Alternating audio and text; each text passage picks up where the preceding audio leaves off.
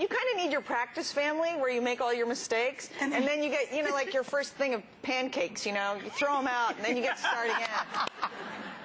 That is true. I'm so lousy at baking. Whenever I make pancakes, I make a double batch of batter because I know I'm going to lose the first 5 or 6. I know, exactly. You know, it is true how the women stay looking exactly the same, but I think you guys look even better as they show. I mean, I love your haircut. You look so gorgeous.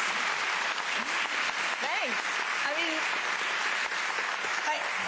One of the producers was telling me you credit this to a fabulous trainer that actually tells you to eat. Is that true? I know. Can you believe it? You get to eat? I've had trainers my whole life that went, you ate a muffin 2 days ago? Oh, my God, no wonder you look so big. And I go, oh, no, I'm sorry. And this woman named Kirsten Hultgren, she literally, she gets there in the morning and goes, what have you eaten? Or she'll get there at 12 o'clock and, what have you eaten? Well, I had breakfast. Well, that was 3 hours ago. What about since then? How about a sandwich? How about some bread? How about a muffin? She's just so cool. I love her. She's on the West Coast, though, huh? She's on the West Coast. Bit of a commute for me. Oh, a trainer that actually tells you to eat every 3 hours? That's fabulous. I just love her. She's great. So, I heard that you ran a triathlon. Did you and your husband both run the triathlon? We did. We keep getting credit for the whole triathlon, which is, you know, swimming, biking, and running. And there's a celebrity division, or as we call it, the sissy division, where you can just do one leg of it. So you have a 3-person team. Someone does the swimming, someone does the biking, someone does the running. Oh, there's the puppies. Those are the puppies. Oh, wait, you guys, it's going to be good. It's really, really good. That's what she's really here to talk about. Not so much herself and the running and all of that, but the puppies. Really good. Live puppies here to play with. Live puppies, as opposed to dead puppies, which would be sad. My cell phone actually makes a barking noise because it has a picture of my dog on it, and she's a rescue pit bull, and you're here to talk largely about rescue animals, yes? I am. I got involved with something called Iams Home for the Holidays. Like Iams the dog and cat food, Iams Home for the Holidays. And although it's a whole, you know, it goes, you know, all year long, they have a holiday drive from October, from right around now to January 5th. And their goal, they've been in business 10 years. Their goal, they've saved so far 2 million dogs. Their goal this year is to save 1 million dogs just during that 4-month period. And of those 1 million dogs that, God willing, will get adopted or more, 750,000 of them would have been put down. So here's the thing, though. Only 20% of dogs in American households are adopted. Everyone else goes to pet stores, which is understandable because, you know, who knows better, and or purebreds. And actually, 1/4 of all the dogs in shelters are purebreds.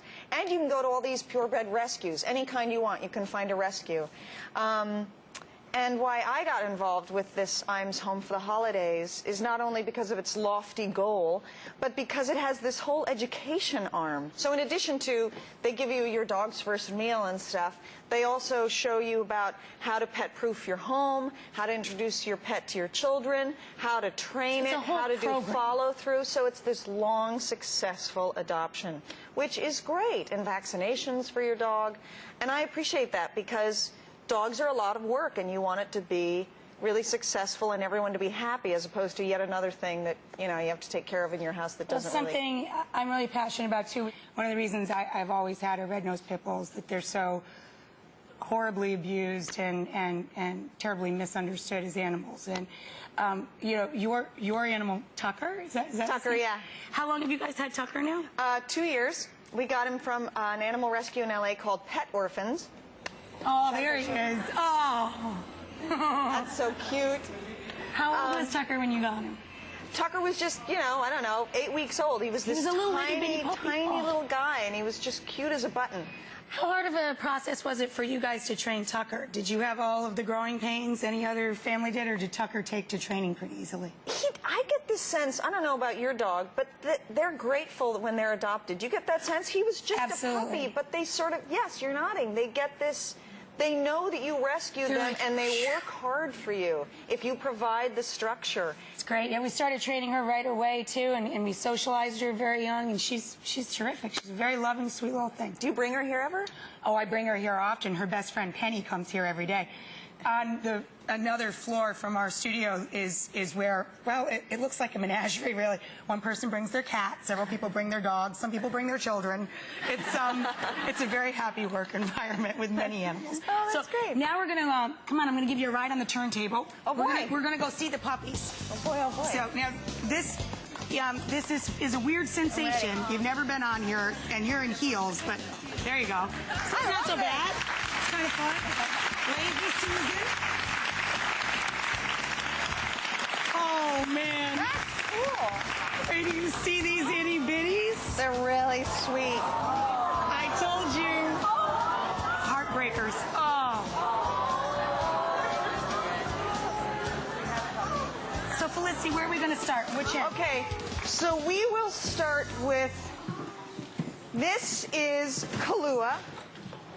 Kahlua. And Kahlua has spent the morning with me because I kept trying to talk my husband, this is information about Kahlua, into adopting him. So we woke Bill up this morning going like this. At least I hope it was Kahlua. She is a Maltese Poodle mix. She's 3 months old. She's great for small spaces. So she's a perfect city dog. She's a sweet, she's kind of feisty, but once you put her in your arms, you just love her, and she just melts into you.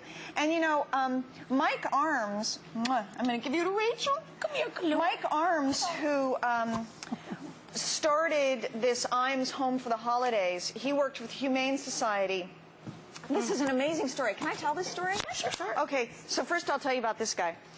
This is Mo. Hi, Mo. Hi, Mo. He's a rat terrier. He's about 1.5 years old. He's got some energy, but he can be a couch potato. But listen to this story. So Mike Arms came back from Vietnam and started working at the Humane Society. I know I should never actually talk when there are dogs around because none of you guys are actually looking at me. I'm listening. I know, except for Rachel. And he started working for the Humane Society, and it was too much for him. It broke his heart because he had to put down a lot of animals.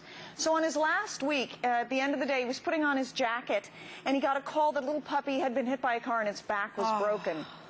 So no one's around, so Mike takes off his jacket, puts on his tech suit, goes down into the Bronx, and sees the puppy and starts to pick him up. And these two guys from the doorway say, "What are you doing?"